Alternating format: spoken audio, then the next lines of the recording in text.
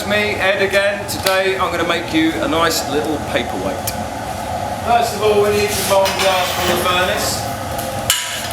It's called gathering. Dip it in, turn it around and draw it back out. And we'll have a gather of molten glass. At the moment, the consistency is sort of golden syrup or honey. If I leave it, you would see it will drip on the floor, so you've got to keep on turning it around.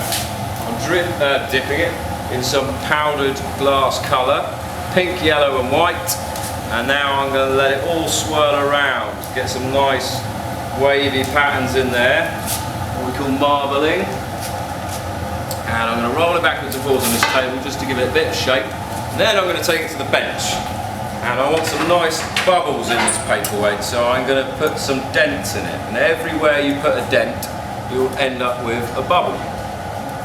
We'll see why in a second. So there we go.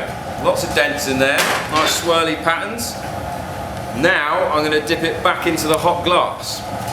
And everywhere where there's a dent, we're going to end up with a little pocket of air trapped. A little bubble of air trapped. Dip it in again, turn it around. There we go, that's the second gather. So we've got all those little bubbles trapped inside now. They're all a bit of a funny shape, but they'll round up as it cools down. First of all, use the wet newspaper. And it's more about sorting the top out first. So make sure that is nice and rounded on the end. There. Now we can use the jacks and we're going to cut in to start on the base, the bottom of the paperweight. And as you can see, it's pretty squashed up at that end. So the next thing we're going to do is hang it down. And that is going to change the shape. Now we'll cut it in again. We're almost there. Some very good passes. Same again, newspaper, I'm going to round it up. Try and get it nice and even. People like very round paperweights, especially the collectors.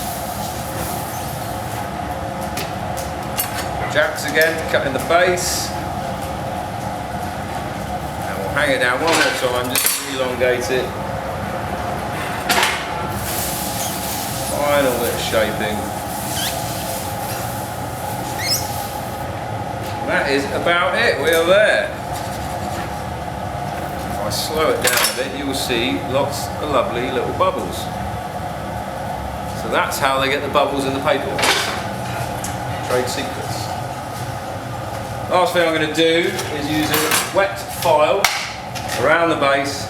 The cold water will shock the hot glass and make it very, very weak at the joint there. So hopefully when I give this iron a tap, it's just going to break off.